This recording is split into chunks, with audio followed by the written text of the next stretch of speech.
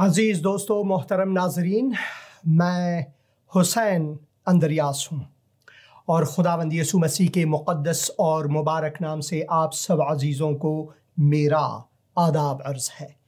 मैं खुदावंद का मशकूर व ममनून हूँ एक और दिन के लिए, एक और वक्त के लिए, एक और मौके और लम्हे के लिए कि खुदावंद ने मुझे नफ़स हयात बख्शा और इस बख्शिश में उसकी रहमतों का मैं मशकूर हूँ, क्योंकि खुदावन की रहमतें जो हैं वो हर रोज़ तजदीद होते हैं हमारे लिए।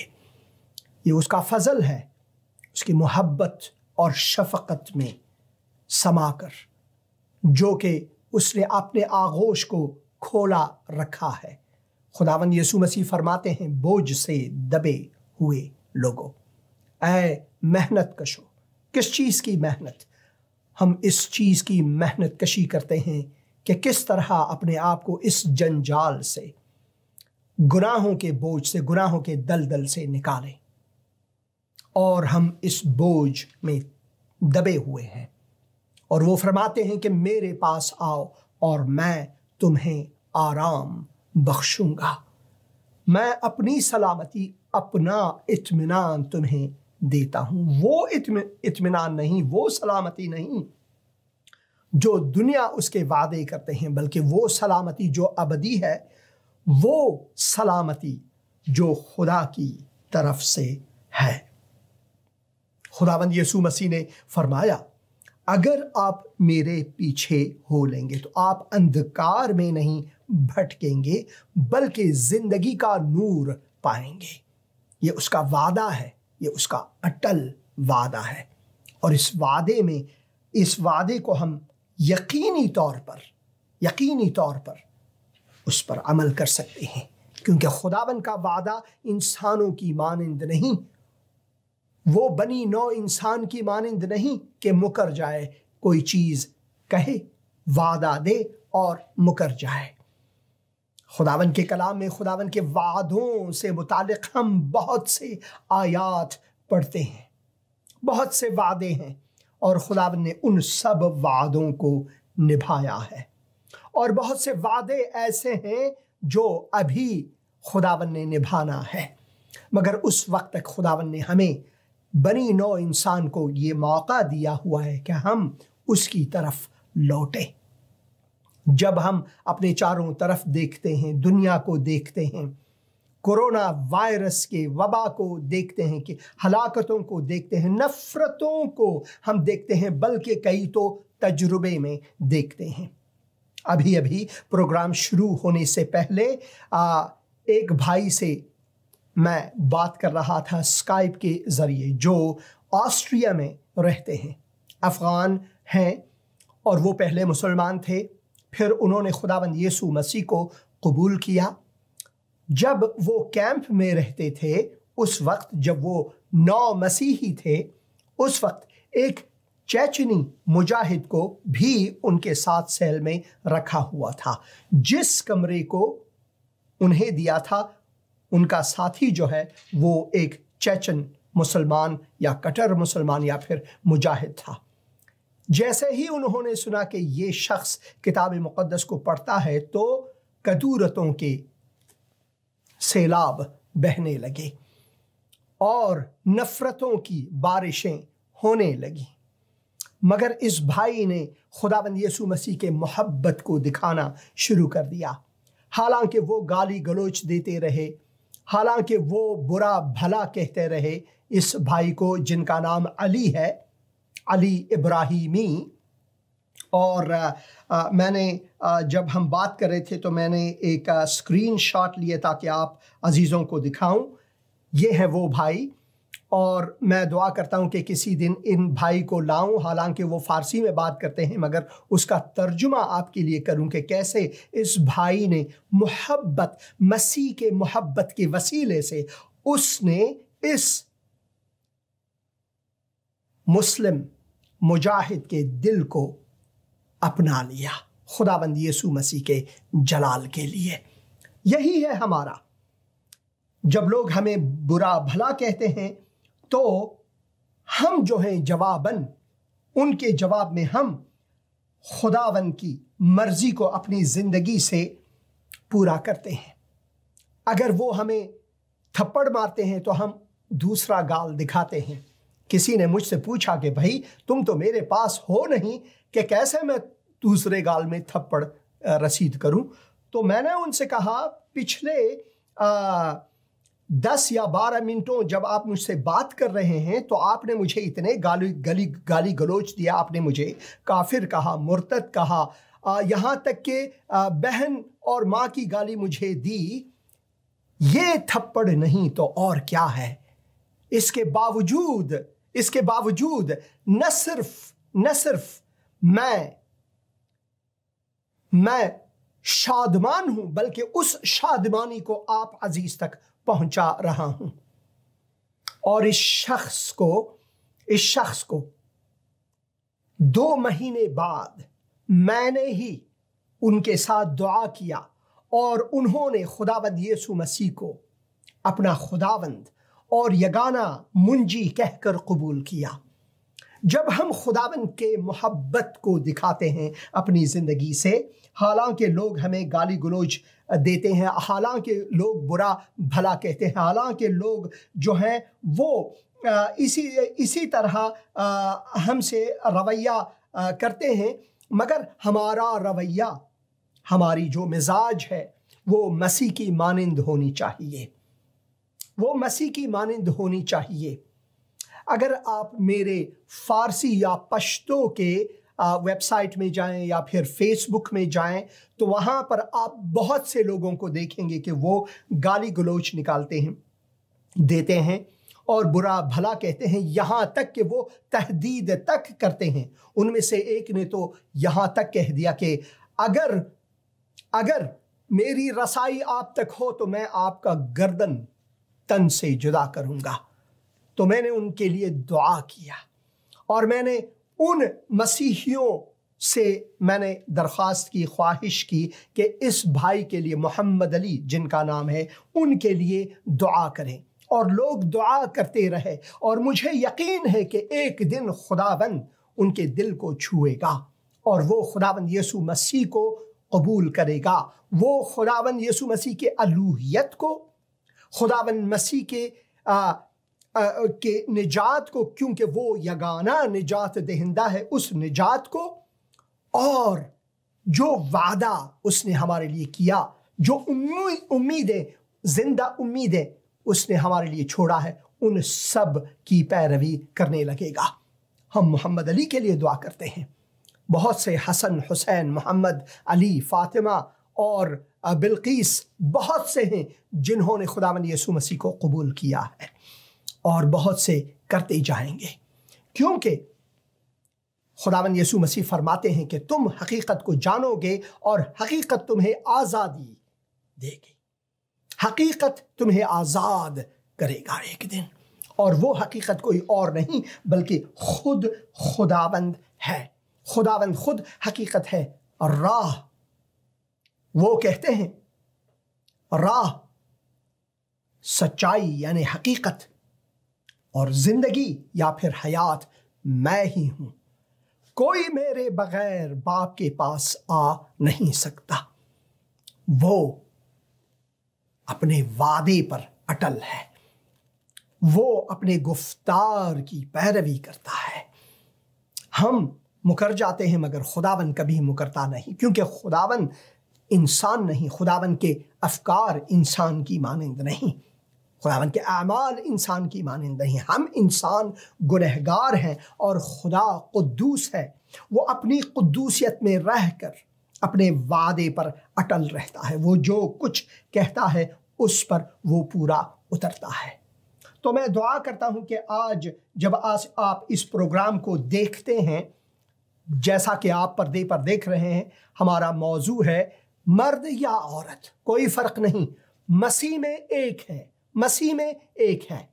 जब मैं मुसलमान था तो मुझे सिखाया गया था कि 2 औरतों की गवाही एक मर्द के बराबर है। ये मैं अपने आप से नहीं कहता बल्कि ये उनके शरीयत में लिखा हुआ है। मैं खुद मुल्ला था और मुझे ये सिखाया गया था और मैं ये सिखाता भी था। दो बहुत बड़े मदारिस से मैंने तालीम हासिल की है दुनिया में, एक हौज़े इल्मिया, दूसरा जामिअतुल अज़हर और जामिया इमामिया से भी कुछ वक्त। मगर इन सब के पीछे, इन सब जुस्तजू के पीछे खुदावंद का हाथ था। और एक दिन उसने मुझे अपने जलाल के लिए गिरफ्तार किया, और उस दिन से 14 अक्टूबर 1990 से लेकर अब तक मैंने उन सब लोगों को जिनसे या मैं नफरत करता था या फिर वो मुझसे नफरत करते थे, उन सब को बख्श दिया है। और मैंने खुदावन के हुजूर गिर कर ये कहा, ऐ खुदावन तू मुझे माफ कर। और उनके दिलों में जिनको अगर मैंने ठेस पहुंचाया है, मैंने कुछ बुरा भला कहा है, उनके दिल में तू रहम डाल ताकि वो मुझे भी बख्शे। मसीही जिंदगी यही है, बख्शिश की जिंदगी। हम बख्शते हैं, मुआफ करते हैं, हत्ता कि अपने दुश्मनों को भी मुआफ करते हैं और उनके लिए दुआए खैर करते हैं। एक भाई है जिन्होंने मुझसे ये पूछा है कि मसीह ने आपकी जिंदगी में वो क्या चीज लाया है, क्या फर्क है मसीहियत और दूसरे मज़ाहिब में। और मैंने कहा मसीहियत और दूसरे मज़ाहिब में यही फर्क है कि हमें सिखाया गया है कि अगर कोई आपसे दुश्मनी करे तो आपने उनसे दुश्मनी नहीं करना है, बल्कि आपने उनसे मोहब्बत रखना है। और सिर्फ यही नहीं, उनके लिए दुआए खैर करना है। आपने थप्पड़ का जवाब मुक्के से नहीं देना है, थप्पड़ का जवाब आपने अपने दूसरे गाल को दिखाना है कि एक और थप्पड़ आपको रसीद हो। और ऐसे थप्पड़े जो हैं मुझ पर बरसते रहते हैं हर रोज गाली गलूचों के तरीके से। मगर खुदावन ने जो मुझे बख्शिश का दिल दिया है, सलामती का जो रूह बख्शा है, वो मुझे हर उस बदनीयती, हर उस बुरे काम पर गालिब करता है जो कि शैतान की तरफ से एक चाल है। और उसमें मैंने दोबारा घिरना नहीं है, उसमें मैंने दोबारा जकड़ना नहीं है, उसमें मैंने दोबारा बंदी नहीं होना है। मैं उस बंदीगरी से रिहाई पाने वाला एक शख्स हूं। और ये रिहाई और खून बहाए आज़ादी खुदावंद यीशु मसीह ने मेरे लिए अपने लोहू को बहाकर तोहफे के तौर पर दिया है। मजहब, दीन, इंसानी फलसफे शायद बहुत सी अच्छी चीज़ों को सिखाए, मगर वो सिर्फ और सिर्फ आपको मजहब और दीन और इंसानी फलसफे तक महदूद रखते हैं। मगर खुदावंद यीशु मसीह ने अपने आप को बख्श दिया, अपने आप को बख्श दिया। खुदावंद ने मुझे खुदा दिया हुआ है, खुद खुदा दिया हुआ है, और वो मेरे दिल में बसा हुआ है। अब जहां मैं जाता हूं वहीं खुदावंद मेरे साथ है, वहीं मैं खुदावंद की हुजूरी को महसूस करता हूं, वहीं खुदावंद मेरे साथ साथ चलता है। और इसी वजह से मैं हमेशा खुदावंद का मशकूर व ममनून हूं, क्योंकि यीशु मेरा साथ न छोड़ेगा, यीशु मेरा साथ न छोड़ेगा, बड़ी आंधी आने से, बड़ा तूफान आने से, यीशु मेरा साथ ना छोड़ेगा। मैं भी उसका हाथ ना छोड़ूंगा, मैं भी उसका हाथ ना छोड़ूंगा, बड़ी आंधी आने से, बड़ा तूफान आने से, मैं भी उसका हाथ ना छोड़ूंगा। खुदावंद आपको बरकत दे। आज हमारे साथ फिर बहन सारा हैं, जो कि खुदावन के कलाम से बहनों के लिए रखेंगे, और उनका मौजू है मर्द या औरत, मसीह में हम सब एक हैं, बिल्कुल बराबर के हिस्सेदार हैं, हम सब फर्जंदे खुदाए मुताल हैं। इस बारे में बहन बात करेंगे, और उससे पहले मैं कुछ कमेंट ज़रूर पढ़ूंगा। उन कमेंट्स के बाद मैं कोशिश करूंगा कि बहन सारा के साथ राबिता करूं और उनसे सुनेंगे। हमारे साथ रहें भाई फरहान मसीह प्रेज द लॉर्ड कहते हैं और हालेलुया कहते हैं। अंद्रयास भाई God bless you more and more, बहुत शुक्रिया भाई, खुदा आपको भी बरकत अता फरमाए। और आकाश सिंधु आमीन कहते हैं, आमीन आमीन और आमीन भाई साहब। और Nasira white Nasira God bless you कहते हैं, और कामी जॉन भी God bless you brother, wonderful कहते हैं। गॉड इज वंडरफुल कामी साहब, गॉड इज वंडरफुल। खुदावन आप सबको बरकत अता फरमाए। और मैं अब मुस्तकीमन जाऊंगा बहन सारा से राबिता करने के लिए, और वो मुंतज़िर हैं और हम भी मुंतज़िर हैं, और मुझे यकीन है आप सब मुंतज़िर हैं कि बहन सारा से सुने। बहन सारा, फिर भी जिंदगी का कलाम प्रोग्राम में खुश आमदीद। बहन सारा, मेरा आदाब है सब अजीज़ों, और आपको मैं खुदा का शुक्रगुजार हूँ कि दोबारा मुझे ये वक्त दिया कि मैं दोबारा आके खुदा के पाक कलाम से सबके साथ बांट सकूँ। और मैं खुदा का बहुत शुक्रगुजार हूँ इस वक्त के लिए, और मैं दुआ करती हूँ कि खुदा खुद इस वक्त में हमारे बीच रहे और काम करे हमारे साथ।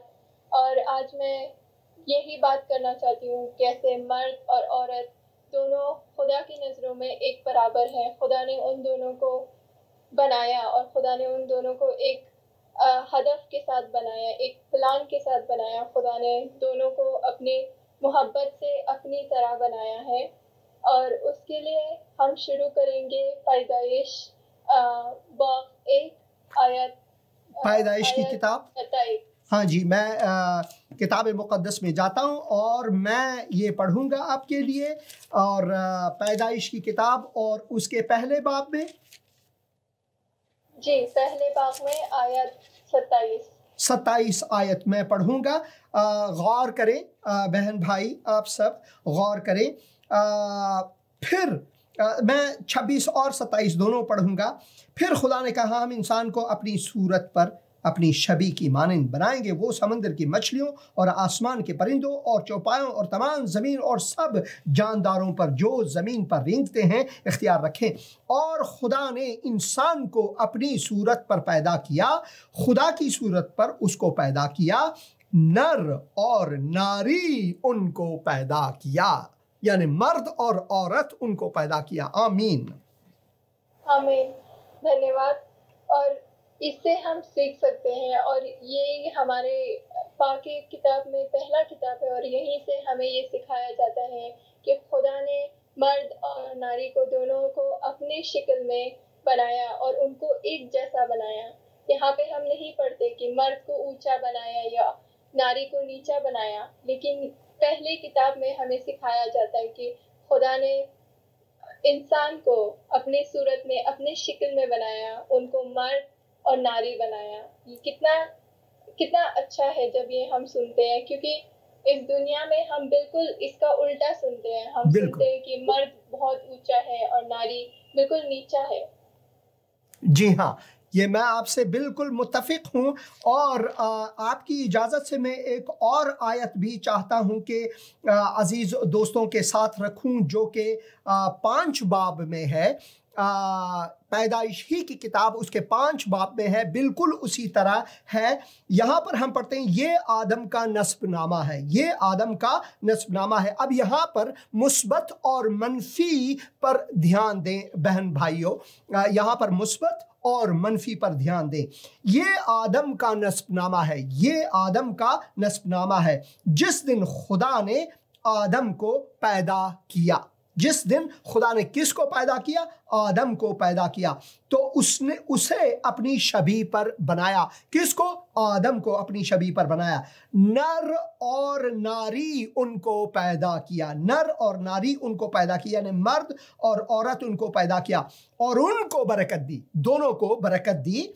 और जिस रोज वो खल्क हुए और जिस रोज वो यानी दोनों खल्क हुए, उनका नाम यहाँ पर हम देखते हैं कि दो अशखास के बारे में कहते हैं।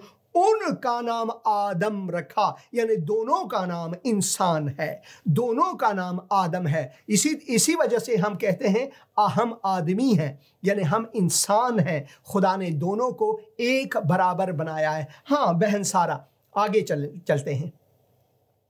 जी बिल्कुल।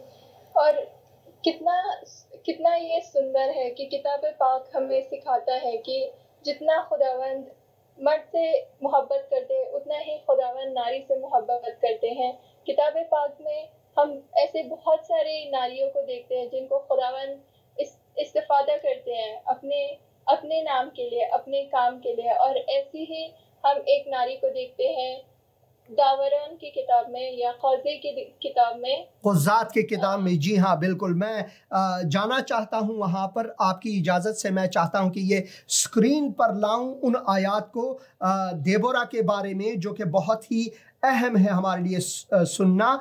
किताब का नाम है खुज़ात, जैसे कि बहन ने कहा, और मैं चाहता हूँ कि ये बड़े स्क्रीन पर लाऊं ताकि वाज़े हो जाए। और इसके चौथे बाब में हम हैं। और जी बहन, ये स्क्रीन पर है। आप चाहें तो मैं पढ़ूं। किस आयत से पढ़ूं? आयत 4 और 5। 4 और 5 में पढ़ूंगा। चौथे बाब में 4 और 5 आयत। उस वक्त लेफिदोत की बीवी दबोरा नबिया, यानी नबिया, खुदावंद की जानिब से नबिया। बहुत से लोगों से अगर आप ये बात करें कि नबी एक औरत है या नबिया एक औरत है तो शायद वो बुरा माने, मगर ये खुदा के मुक़द्दस किताब में है। अनबिया में से कुछ ऐसे हैं जो कि औरत हैं और वो खुदा के नबी हैं। उस वक्त लफदोत की बीवी दबोरा नबिया बनी इसराइल का इंसाफ किया करती थी, और वो इफ्राइम के कोहिस्तानी मुल्क में रामा और बेथएल के दरमियान दबोरा के खजूर के दरख्त के नीचे रहती थी, और बनी इसराइल उसके पास इंसाफ के लिए आते थे। Hallelujah, hallelujah. ये कितना सुंदर है कि हम यहाँ पे देखते हैं एक नारी एक नबी है। अगर आज के ज़माने में हम ये देखें, बहुत सारे लोग इसके खिलाफ बोलेंगे कि ये कैसे हो सकता है, औरत तो इतनी नीची है, औरत कैसे एक नबी हो सकती है। लेकिन हम देख रहे हैं कि खुदा का कार्य, खुदा का काम कितना सुंदर है और खुदा अपना काम कितने अलग तरीके से करता है। खुदा यहाँ पे डबोरा को इंतखाब करते हैं ताकि वो खुदा के लोगों को, इसराइलियों को गुलामी से निकाल सके, उनको उनकी परेशानियों से निकाल सके। और यहाँ पे खुदावंद एक नारी को इस्तिफादा करते हैं। खुदावंद अपने कार्यों को हमेशा अलग तरीके से करते हैं। और यहाँ पे हम देखते हैं कि दबोरा पहली नारी है जो एक नबी है, और खुदावंद ने उसका इस्तिफादा किया है ताकि इसराइलियों को सिसोरा के चंगुल से निकाल सके। और ये कितना सुंदर है कि किताब पाक हमें सिखाता है कि खुदावंद अगर चाहे तो वो कुछ भी कर सकते हैं, और खुदावंद किसी को भी इंतखाब कर सकते हैं अपना काम पूरा करने के लिए। और यहाँ पे दबोरा एक ऐसी मिसाल है हमारे लिए। और अगर हम आगे बढ़े, ऐसे हमें और बहुत सारी नारियां दिखती हैं किताब पाक में जिनके द्वारा खुदावंद अपना काम करते हैं इस जमीन पर, इस दुनिया में। आमीन। हम आगे जी हाँ, कहिए। आप कहें, मैं सुन रहा हूँ। धन्यवाद। उसके बाद हम जा सकते हैं किताब इमसाल में। इमसाल पाक 31, उसमें आयत 10 से 31 तक। यहाँ पे हमें एक पूरा तस्वीर दिखाई देता है कि एक औरत या एक नारी जो खुदा का नारी होती है या खुदा का एक औरत होती है उसका चरित्र कैसा होना चाहिए, उसको कैसा होना चाहिए। और ये हिस्सा हमें एक पूरा तस्वीर देता है कि हमें कैसी अपनी ज़िंदगी जीनी चाहिए और एक औरत क्या क्या कर सकती है। आमीन आमीन। बहुत से बहन भाइयों के लिए जो बिलखुसूस पाकिस्तान में हैं, मैं ये बताना चाहता हूँ कि बहन सारा जो हैं वो हिंदुस्तान में रहती हैं, वो अफ़गान हैं, मगर उन्होंने हिंदी सीखी है, इसी वजह से वो हिंदी अल्फाज का इस्तेमाल करते हैं। मगर यकीनी तौर पर बॉलीवुड फिल्मों ने हिंदी को अफ़गानिस्तान और पाकिस्तान में भी मशहूर किया हुआ है। तो बहन ने चरित्र का लफ्ज़ इस्तेमाल किया, यानी एक बीवी, एक ऐसी औरत जो कि खुदावन की तरफ से बाहिकमत हो, और उनके जो आमाल है उनके बारे में ये दिया गया है। और ये मैं पढ़ूंगा 10 आयत से लेकर कहाँ तक बहन? 10 आयत से लेकर आखिर तक मैं पढ़ूंगा। नेकोकार बीवी, यहाँ पर लिखा हुआ है, वाज़े तौर पर लिखा भी है, नेकोकार बीवी कैसी होनी चाहिए। नेकोकार बीवी किस को मिलती है? क्योंकि उसकी कदर मरजान से भी बहुत ज़्यादा है, उसके शौहर के दिल को उस पर एतमाद है और उसे मुनाफे की कमी ना होगी। वो अपनी उम्र के तमाम अय्याम में उससे नेकी ही करेगी, बदी ना करेगी। वो ऊन और कतान ढूंढती है और खुशी के साथ अपने हाथों से काम करती है। वो सौदागरों के जहाज़ों की मानिंद है, वो अपनी खुरिश दूर दूर से ले आती है। वो रात ही को उठ बैठती है और अपने घराने को खिलाती है और अपने लोंडियों को काम देती है। वो किसी खेत की बाबत सोचती है और उसे खरीद लेती है और अपने हाथों के नफ़ से ताकिस्तान लगाती है। वो मजबूती से अपनी कमर बांधती है और अपने बाजू को मजबूत करती है। वो अपनी सौदागरी को सूदमंद पाती है और रात को उसका चिराग नहीं बुझता। वो तकले पर अपने हाथ चलाती है और उसके हाथ अटीरन पकड़ते हैं। वो मुफलिसों की तरफ अपना हाथ बढ़ाती है, हाँ वो अपने हाथ मोहताजों की तरफ बढ़ाती है। वो अपने घराने के लिए बर्फ से नहीं डरती, क्योंकि उसके खानदान में हर एक सुर्ख पोश है। वो अपने लिए निगारीन बालापोश बनाती है। उसकी पोशाक महीन, कतानी और अर्गवानी है। उसका शौहर फाटक में मशहूर है। जब वो मुल्क के बुजुर्गों के साथ बैठता है, वो महीन कतानी कपड़े बनाकर बेचती है और पटके सौदागरों के हवाला करती है। इज्जत और हुर्मत उसकी पोशाक है और वो आइंदा अय्याम पर हंसती है। उसके मुंह से हिकमत की बातें निकलती हैं, उसकी जुबान पर शफकत की तालीम है। वो अपने घराने पर बखूबी निगाह रखती है और काहिली की रोटी नहीं खाती। उसके बेटे उठते हैं और उसे मुबारक कहते हैं। उसका शौहर भी उसकी तारीफ करता है कि वह तेरी बेटियों ने फजीलत दिखाई है, लेकिन तू सब पर सबकत ले गई। हुस्न, धोखा और जमाल बेसबात है, लेकिन वो औरत जो खुदावन से डरती है सुतूदा होगी। उसकी मेहनत का अजर उसे दो और उसके कामों से मजलिस में उसकी सताइश हो। आमीन आमीन और आमीन। खुदा के कलाम पर बरकत हो और इस कलाम से आप अजीज़ों पर बरकत हो। आमीन। हाँ बहन सारा। आमीन। और इस बात से हम बहुत कुछ सीख सकते हैं। हम देख सकते हैं कि यहाँ पे बहुत अच्छे से लिखा हुआ है कि एक बाहिकमत या बचरित्र औरत या नारी कैसी होगी और एक नारी जो खुदा को जानती है वो कैसी होगी। यहाँ हमें एक नारी के बारे में बहुत कुछ सीखने मिलता है। और आज अगर इनमें से बहुत सी चीजें नारियां करे तो इंसान उसके खिलाफ उठते हैं और कहते हैं नारी ये सब नहीं कर सकती। लेकिन हम यहाँ देख सकते हैं कि ये जिस नारी की बात हो रही है वो ऐसा बहुत कुछ कर रही है जो हम आज सोचते हैं कि नारी नहीं कर सकती। हम आयत 12 में देखते हैं कि वो अपने शौहर के लिए या अपने पति के लिए सब नेक करती है, कोई बदी नहीं करती है। ये खुदा का भी एक अच्छाई है कि खुदा अपने बच्चों के लिए, खुदा अपने ईमानदारों के लिए कभी बदी नहीं करते हैं, हमेशा उनके लिए अच्छा करते हैं। आयत 15 में हम देखते हैं कि वो रात ही रात उठ जाती है और सब कुछ तैयार रखती है, सबको खिलाने के लिए तैयार रखती है। इससे हम देखते हैं कि वो एक तंबल नारी नहीं है, बल्कि वो हमेशा तैयार है काम करने के लिए।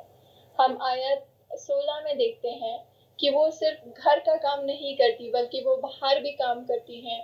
वो अपना पाकिस्तान लगाती हैं और बाहर काम करती हैं, व्यापार करती हैं। और ये बहुत सुंदर है कि किताब पाक हमें सिखाता है कि एक औरत सिर्फ घर में काम नहीं करती बल्कि बाहर भी काम कर सकती है। यहाँ जिस औरत की बात हो रही है वो व्यापार भी कर रही है और बाहर अपना पाकिस्तान अपने आप से खरीद के लगा रही है। आमीन आमीन आमीन। और हम आगे बढ़े तो आयत 20 में देखते हैं हम वहाँ पे लिखा है कि वो गरीबों की तरफ अपना हाथ बढ़ाती हैं, नियाजमंदों की तरफ जाती हैं, उनकी मदद करती हैं। ये खुदा की भी एक खूबी है कि खुदा हमेशा देखते हैं। हमारे खुदा एक खुदा है जो जिनके आंखों से कुछ नहीं छुपता। वो हर एक चीज को देखते हैं, वो हर एक अच्छाई, हर एक बुराई, हर एक मदद को देखते हैं। और ऐसे ही यहाँ पे जिस नारी की बात हो रही है वो भी गरीबों या लाचार इंसानों को देखती है और उनके लिए मदद का हाथ बढ़ाती है। और हम आखिर में देखते हैं कि एक एक औरत या नारी जो खुदा का हिकमत उसमें होता है, वो अपने पति के लिए भी अच्छा नाम लाती है। और ये कितना सुंदर है। यहाँ आज के ज़माने में हम सोचते हैं कि अगर नारी बाहर जाके काम करेगी तो पति का सर झुक जाएगा या लोग कहेंगे कि पति कमा नहीं सकता कि नारी भी बाहर जा रही है। लेकिन यहाँ पे कलाम पाक हमें सिखाती है कि एक नारी बाहर काम करके, व्यापार करके, लोगों को मदद करके, अच्छा काम करके वो अपने पति के लिए भी अच्छा नाम ला सकती है। और ये कितना सुंदर है। और अगर हम इसको और पढ़ें, यहाँ से हमें और भी बहुत कुछ सीखने मिलता है। और हर एक औरत, हर एक नारी, हर एक लड़की जो ये बात पढ़ लेगी वो देख सकती है कि कैसे यहाँ पे उनके बारे में लिखा है। यहाँ पे सिर्फ इस नारी के बारे में नहीं लिखा, बल्कि हर एक नारी जो खुदा को जानती है, जो खुदा को जानना चाहती है, जो खुदा के तरीकों से अपना जिंदगी जीना चाहती है, वो देख सकती है कि खुदा इस बाग के द्वारा उनसे बात करेंगे और उनको बताएंगे कि तुम अगर मेरे पास रहो, मैं तुम्हें हिकमत दूंगा, मैं तुम्हें एक बाहिकमत नारी बनाऊंगा, ताकि तुम भी ऐसी ही नारी हो जो घर पे भी काम कर सके, बाहर भी कर सके, गरीबों की मदद कर सके और एक बाहिकमत नारी हो। आमीन आमीन, हालेलुया। और अगर हम आगे कलाम पाक में और जाके देखें, हम और भी ऐसे औरतों को देखते हैं जिनसे हमें बहुत कुछ सीखने को मिलता है।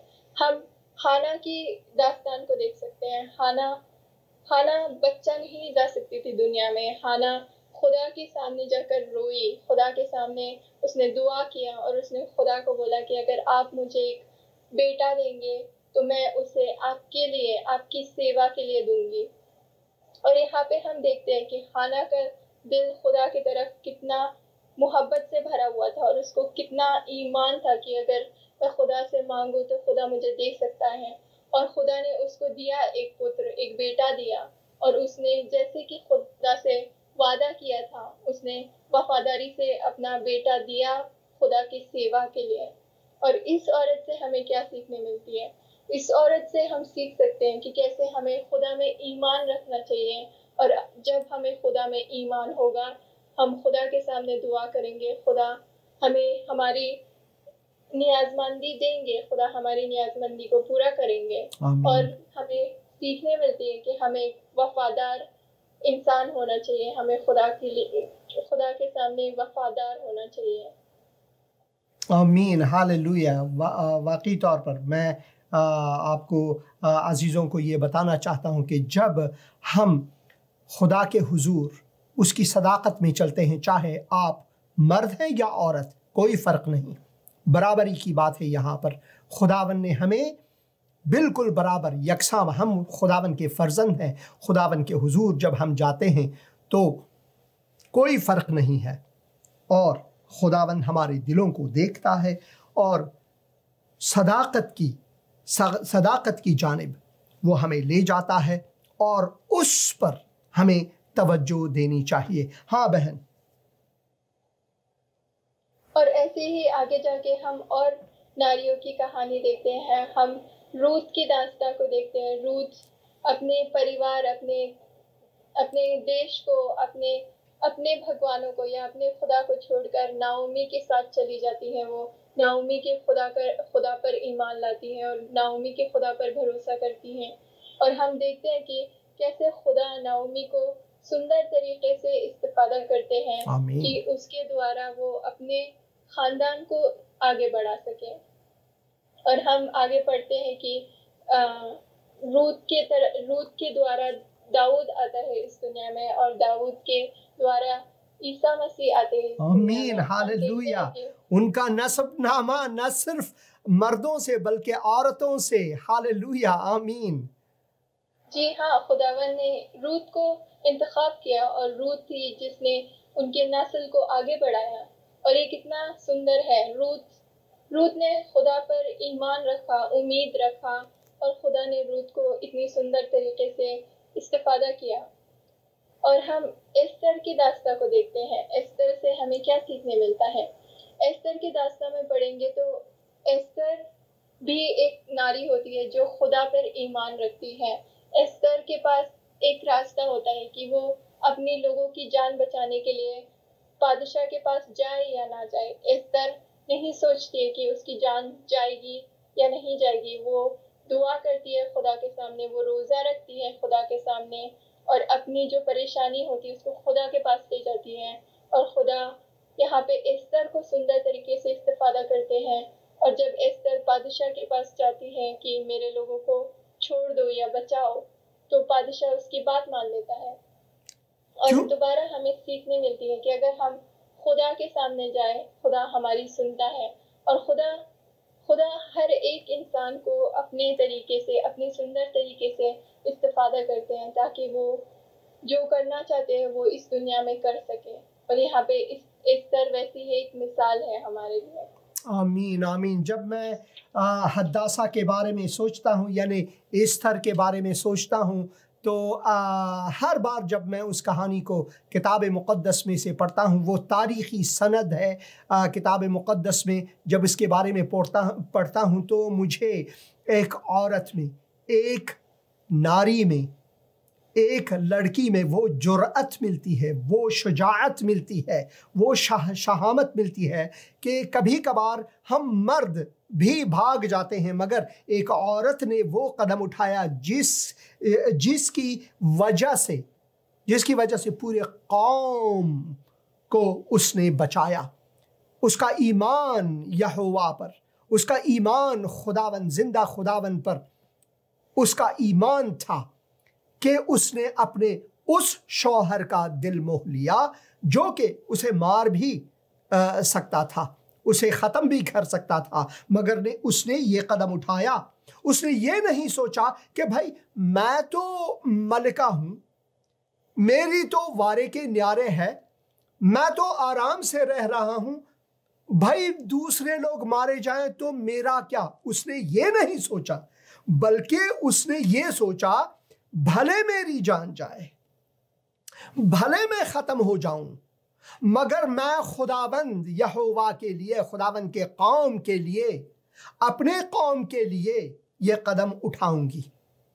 और मैं जाकर बादशाह सलामत से ये कहूंगी कि रहम कर। ये है असल मसला। और मैं कहूंगा कि पीछे क्या चीजें कार फरमा है इसराइलियों को मार डालने के लिए। उसने ये कदम उठाया और उसमें उसकी जान जा सकती थी, ये वाजे है, लिखा हुआ है, मगर फिर भी उसने ये शुजाअत अपने आप से दिखाई, वो शहामत दिखाई, वो एक शुजा औरत थी। मैं हमेशा हमेशा जब मैं इस्राइल में था पिछले साल, तो मैं कई जगह गया और एक सड़क से गुजर रहा था तो वहाँ पर एक हद्दासा नामी अस्पताल था और उसी वक्त मुझे फिर हद्दासा की कहानी याद आई, ईस्टर की कहानी याद आई कि कैसे एक औरत ने एक पूरे कौम को मौत से बचाया। और ये खुदावन ने एक औरत को इस्तेमाल करके, एक औरत का इस्तिफादा करके खुदावन ने ये काम किया। और खुदावन के बहादुरों में न सिर्फ मर्द बल्कि बहुत से ऐसे औरतें हैं जिनके बारे में हम पढ़ते नहीं, मगर उन्होंने वो काम अंजाम दिए कि अजीम हैं। आमीन बहन, आगे चलते हैं। आमीन। जी हाँ, कितना सुंदर है और कितनी ताज्जुब की बात है कि ये चीज़ें कितनी साल पहले होती थी और आज देखते हैं, हम कहते हैं कि हम आज़ादी के समय में जी रहे हैं और इस समय में लोग औरतों को नीचा दिखा रहे हैं। और ये कितने सालों पहले की बात है जब खुदावन नारियों का इस्तिफादा करके इतने अजीम काम, इतने बड़े काम कर रहे थे। और ये कितनी सुंदर बात है कि ये जो हम पढ़ रहे हैं, जिन औरतों के बारे में हम बात कर रहे हैं, वो सिर्फ कहानी नहीं है बल्कि हकीकत में हुआ है और कलाम पाक में दर्ज हुआ है, लिखा गया है। और एक हकीकत है कि कैसे खुदावन ने नारियों का इस्तिफादा करा और ऐसे बड़े बड़े काम करे। और हम नए नियम में जाके भी ऐसे बहुत सारी औरतों को देखते हैं। और नए नियम में हम एक बहुत सुंदर चीज़ देखते हैं कि जब खुद ईसा मसीह इस दुनिया में आते हैं, ईसा मसीह औरतों को दूर नहीं धकेलते हैं। ईसा मसीह उनके साथ बुरा व्यवहार नहीं करते, बल्कि हम देखते हैं ईसा मसीह बहुत मोहब्बत से, बहुत प्रेम से उनके पास जाते हैं, उनको अपने कलाम सिखाते हैं, उनके साथ बैठते हैं, उनसे बात करते हैं, उनको शफा देते हैं और उनको हिदायत करते हैं। और ये कितनी सुंदर बात है कि खुद खुदा इस दुनिया में आकर हमें सिखाता है कि औरत के साथ कैसे हमें व्यवहार करना चाहिए, कैसे रफ्तार करना चाहिए। और ईसा मसीह ने ये काम बहुत सुंदर तरीके से हमें दिखाया। और हम उसके दूसरी तरफ अगर इस दुनिया को देखते हैं, ये दुनिया औरत को बिल्कुल दूसरी नज़र से देखता है। और ये कितनी दुख की बात है कि जबकि खुदा ने खुद बताया है, खुदा ने खुद हमें दिखाया है कि कैसे नारी के साथ रफ्तार करना चाहिए, हम फिर भी उनके साथ बुरा रफ्तार करते हैं। ये अफसोस की बात है बहन सारा, क्योंकि हमारे पास वक्त कम है। मैं चाहता हूं कि इसी मौजू पर एक और प्रोग्राम हो, आइंदा हफ्तों में एक और प्रोग्राम हो, क्योंकि वक्त कम है प्रोग्राम का। इसलिए मैं कुछ कमेंट्स पढ़ूंगा और उस पर भी कुछ लोगों के सवालात हैं, उनका भी जवाब लाजमी है। और आप हमारे साथ रहें मेहरबानी करके, और कुछ कमेंट से ये भी पढ़ेंगे हम, उसके बाद आगे जाएंगे। और भाई आर्या हुसैन कुछ नाराज है, वो कहते हैं दीवाना ही चिर्त पिर्त है। ये चिर्त और पिर्त नहीं और दीवानगी नहीं, बल्कि ये होशियारी है कि हमने खुदावंद यीशु मसीह के पीछे हो लिया है और उसके किताब को पढ़ा है। और मैं आपसे भी ख्वाहिश करता हूँ कि इंजील मसीह को ज़रूर पढ़ें, इंजील मसीह को ज़रूर पढ़ें। फरीद फरजाद साहब लिखते हैं, पहले भी उन्होंने लिखा था और फिर वो लिखते हैं sir, it is kind request to you and your whole team, please take a look back to Quran Sharif, then you will realize that you are going to wrong path. We are not denying Bible, we accept it, but after Muhammad PBUH came with new and best message, it is all our responsibilities to follow it as Muslim. Sorry, don't take me wrong. I am not here to point out other religions. Well, you are actually pointing out. The fact is that Islam is the best and perfect till end. Even Isa Masih mentioned on the Bible that after him, the last messenger of Allah will come by the name of Ahmad, and he will be the last messenger of Allah. Check the original Bible, not fake, because it is changed during empire built and for all their benefits. My dear friend, मेरे अजीज भाई फरीद फरजाद, सबसे पहले आपके इस सवालात में और आपकी इस ख्वाहिश में कि हम कुरान को पढ़ें, मैंने कुरान को अपनी सारी उम्र पढ़ा है। मैं 2 मदरसों में, 2 जामियात में, हौज़े इल्मिया और जामियातुल अज़हर और जामिया इस्लामिया इमामिया में भी मैंने पढ़ा है। सबसे पहले तो ये बात, न सिर्फ ये बल्कि मैंने हिंदी में, उर्दू में, फारसी में, अंग्रेज़ी में उनके तर्जुमे भी पढ़े हैं, बहुत अच्छे तरीके से पढ़े हैं। और अगर आपने मेरे प्रोग्राम्स को फॉलो किया है, पिछले प्रोग्राम, अगले प्रोग्रामों में, गुज़श्ता प्रोग्रामों में मैंने कई बार अपने हाफिज़े से वो आयात मैंने पढ़ा है और उनके मानी भी मैंने दिया है लोगों के लिए। अब आप ये कह रहे हैं कि हम कुरान को पढ़ेंगे, तो हमने पढ़ा, फिर आप कह रहे हैं कि खुदावंद यीशु मसीह ने ये कहा कि मेरे बाद जो आने वाला है वो अहमद है, एक रसूल है अल्लाह की तरफ से। ऐसी कोई चीज़ किताब मुक़द्दस में नहीं है। आपका मुश्किल यही है कि आप दूसरे मुल्लाओं की तरह, जिस तरह मैं खुद मुल्ला था और मैं खुद भी वैसे ही सोचता था जैसे कि आपके दूसरे मुल्ला सोचते हैं, क्योंकि मैं भी एक इस्लामी मुल्ला था। हाँ जी, मैं भी वैसा ही सोचता था, मगर मैंने तहे दिल से ये इरादा किया, मैं किताब मुक़द्दस को पढ़ूंगा, इसके तारीखी कुंजियों को, इसके तारीखी बारीकियों को मैं देखूंगा, पढ़ूंगा।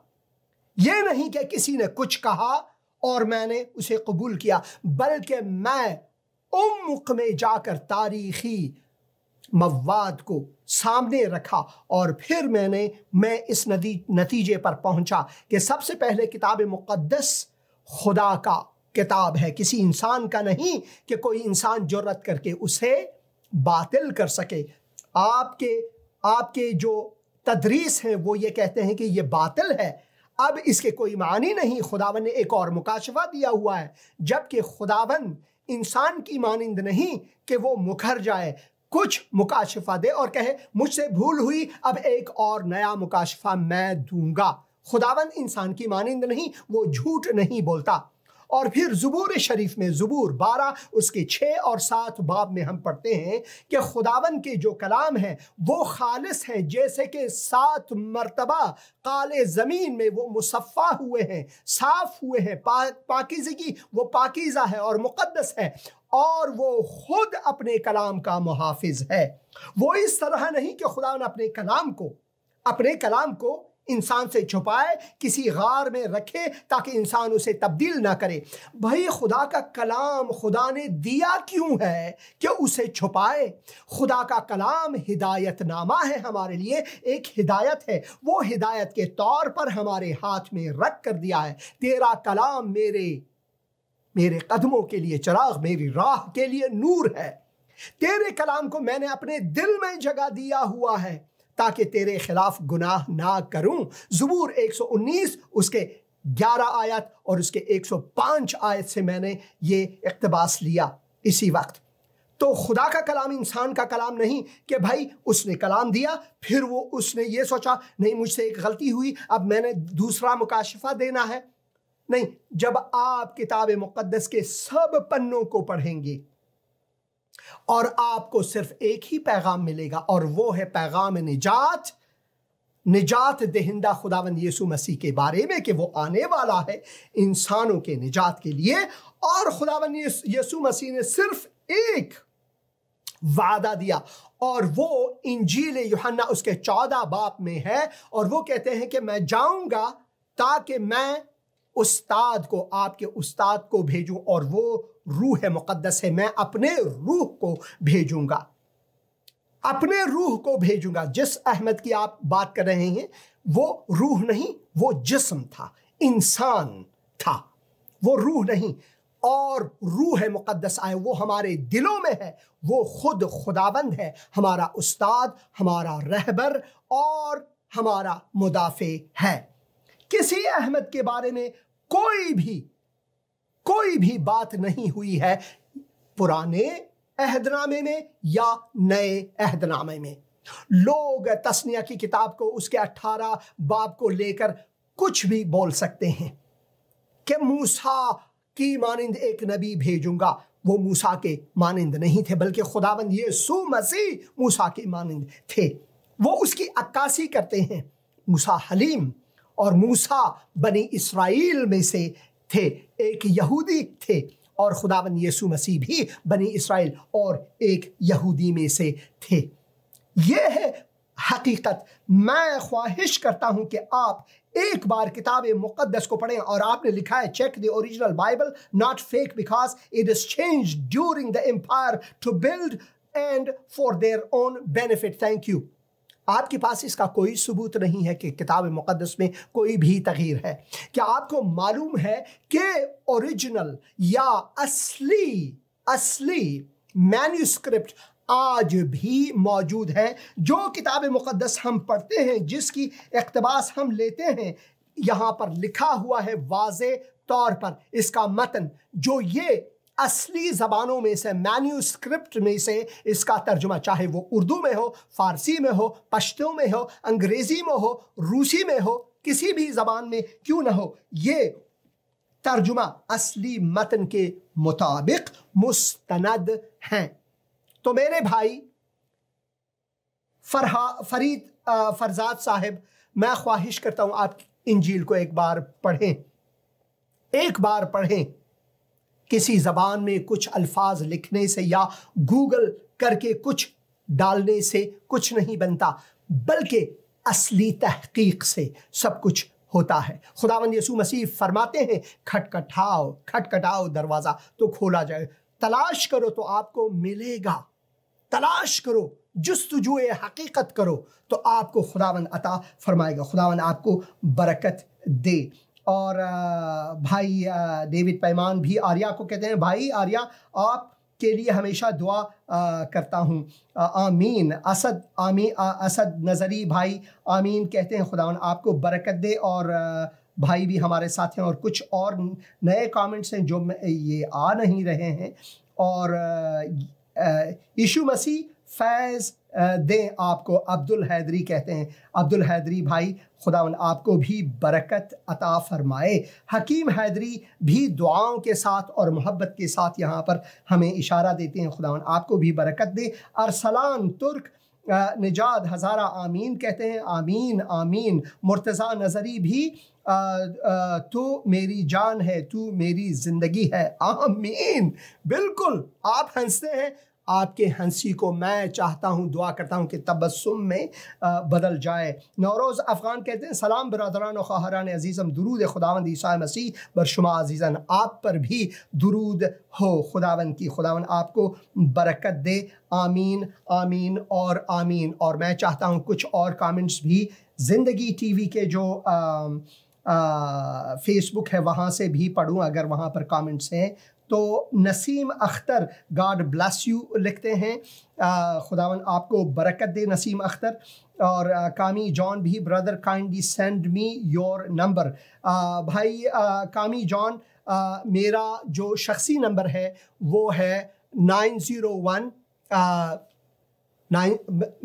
इस वक्त मैं भूल गया हूं अपना शख्सी नंबर भी, मगर आप अगर कोशिश करें ज़िंदगी टीवी की वसातत से, ज़िंदगी टीवी चैनल पर अगर आप जाएं, उनके फेसबुक पर अगर आप जाएं तो वहां पर आपको ज़िंदगी टीवी का नंबर मिलेगा और उस नंबर के ज़रिए आप मुझसे बात कर सकते हैं। खुदावंद आपको बरकत दे। और मैं बहुत खुश हूं कि लोग कमेंट देते हैं, क्योंकि लाजमी है कि हम किताब मुक़द्दस को पढ़ें। और अरसलान तुर्क भाई लिखते हैं, अंदरियाज भाई, इंजील मुक़द्दस मेरे पास है, कुछ पढ़ भी लिया है, समझ में नहीं आ रहा। कुछ जगह खुदावंद बोला है कुछ और कुछ रोशनाई फरमाए। मसीह खुदावंद है, खुदा का रूह है या पैगंबर है। मसीह खुद खुदावंद है। जैसा कि आप हैं अरसलान भाई, खुदावंद ने आपको मुरक्कब अज जान, जिस्म और रूह बनाया है। खुदावंद भी बाप, बेटा और रूह, मगर एक खुदा है। अगर मिसाल के तौर पर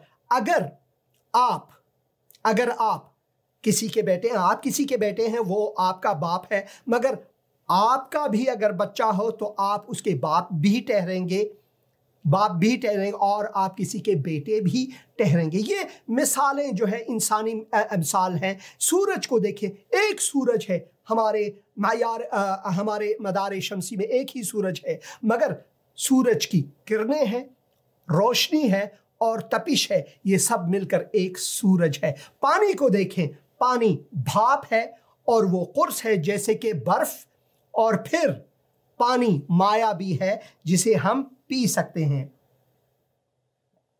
यूं करके, मगर ये सिर्फ फिर भी ये पानी ही है। इसी तरह खुदावंद को हम देख सकते हैं। खुदावंद हमारा खुदा एक है तस्लीसे मुक़द्दस में। खुदावंद आपको बरकत दे। और फरजाद साहब फिर, okay, but you are not following the 2 other books which came before Bible, the name of तौरात, ज़बूर। मेरे भाई, तौरात मेरे पास है और मज़ामीर मेरे पास है। बहन सारा ने आज तौरात ही में से आपके लिए तालीम दी।